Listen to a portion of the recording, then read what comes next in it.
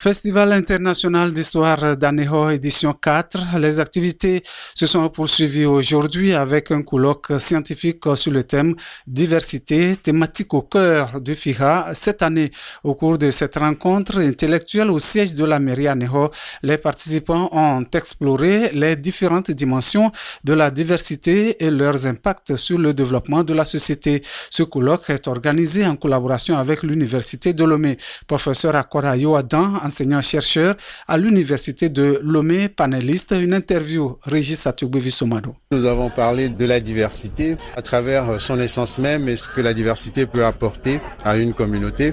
Mais nous avons également parlé de la diversité au plan culturel. Et sur un troisième point, un élément déterminant, nous avons mis en lien la diversité avec la crise foncière.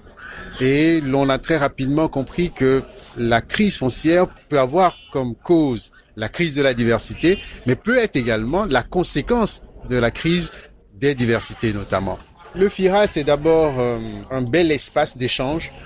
On le voit chaque année avec la diversité des intervenants, la diversité des cultures qui sont invitées, la diversité des activités aussi qui sont menées ici. Pour moi, c'est un bel espace d'échange, d'apprentissage et de métissage entre les cultures. Le FIHA jette une belle lumière sur les richesses de notre pays en général et en particulier les richesses d'Aného, que ce soit les richesses touristiques autour de vous, les richesses culturelles, les richesses cultuelles et aussi la densité intellectuelle qu'on peut avoir dans notre pays. Donc pour moi, c'est un bel espace d'échange. La diversité, en ce qui me concerne, reste une opportunité parce que une vision unique des choses n'est pas enrichissante à mon sens. C'est dans le débat qu'on peut s'enrichir.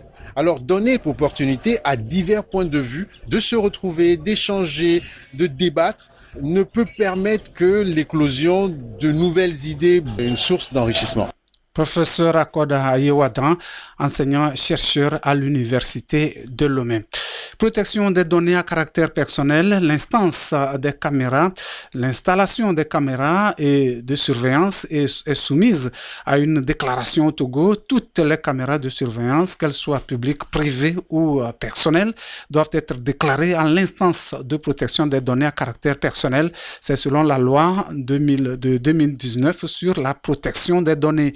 L'installation de caméras sur la voie publique doit être systématiquement signalée et les caméras privées doivent se limiter à surveiller uniquement les espaces privés. Un formulaire en ligne sera bientôt disponible pour faciliter cette procédure qui vise à protéger la vie privée et à encadrer l'usage des images. Le président de l'IPDCP, de passage dans une émission Point de vue sur Zéphyr, colonel Bdiane Pelei. Vous voulez installer des caméras, vous venez déclarer que je vais installer des caméras.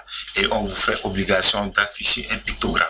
C'est-à-dire que vous devez informer les gens qui entrent sur votre site qu'ils vont être filmés. Ce n'est qu'une déclaration. Normalement, c'est une formalité préalable. C'est-à-dire que vous devez déclarer avant d'installer. L'installation des caméras, c'est une question de sécurité. Si vous êtes dans l'urgence d'assurer votre sécurité, la sécurité de vous-même et de vos biens, vous pouvez installer votre caméra rapidement pour faire face à l'urgence et venir après déclarer. Donc, c'est le régime de la déclaration, un régime assez souple.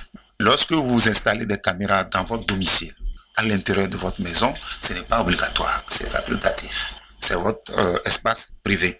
Mais lorsque vous avez installé des caméras sur vos murs pour filmer les accès, vous allez en même temps filmer également la voie publique. Les gens qui passent et qui n'ont pas demandé à être filmés. En ce moment-là, ça devient obligatoire. Vous devez déclarer et afficher le pictogramme. Ce que nous disons très souvent, c'est d'éviter de placer des caméras qu'on peut zoomer, orienter vers la propriété voisine.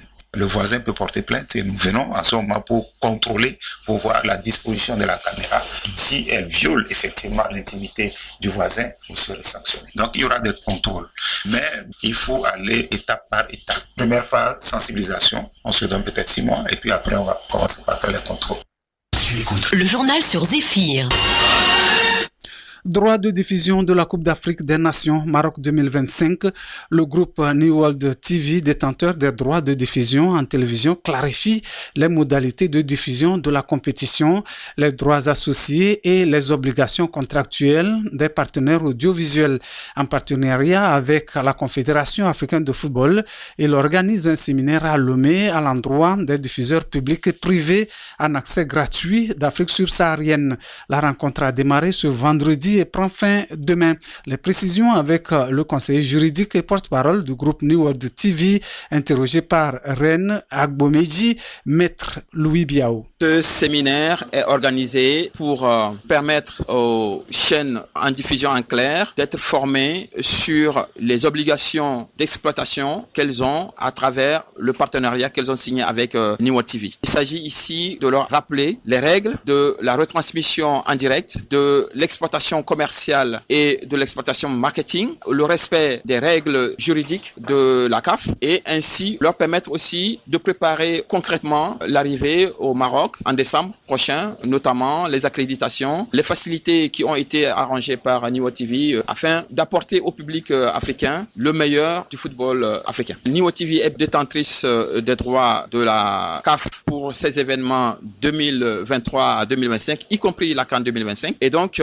c'est New World TV qui a négocié directement avec ce groupe de chaînes, Supersport, et signé le contrat. Simplement, c'est bien New World TV qui a donné une sous-licence à Supersport pour diffuser la CAN 2025 sur ses antennes. Avant New World TV, seule une vingtaine de pays distribuaient la CAN ou les événements sportifs de la CAF. Et vous avez vu dans la salle une cinquantaine de chaînes de télé qui ont déjà conclu leur contrat pour retransmettre la CAN 2025 à leur public national.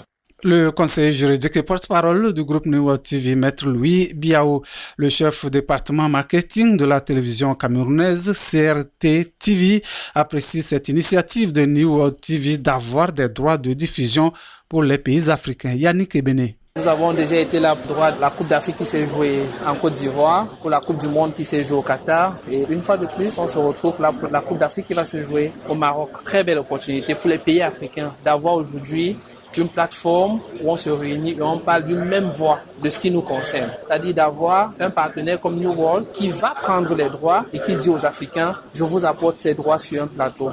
C'est bénéfique pour nous parce que on a une plateforme de discussion, on a une plateforme où on se parle de vive voix, on a une plateforme où on défend les droits des Africains désormais. On ne discute plus avec les institutions qui sont perchées là en haut et nous sommes en bas. On discute avec une télévision africaine qui s'est dit, ok, je m'en vais vous prendre pour vous, je viens vous donner et puis l'Afrique est fière de ça.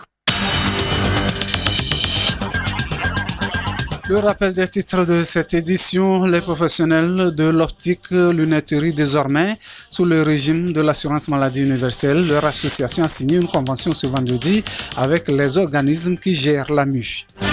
Lancement officiel de la campagne nationale de vaccination contre la rougeole et la rubéole ce vendredi à Thiviers. 2 271 000 enfants âgés de 6 mois à 9 mois seront touchés. Et puis, diversité, thème de la 4e édition du Festival international d'histoire d'Aného au menu et au centre d'un colloque ce vendredi à Aného. Le festival se poursuit.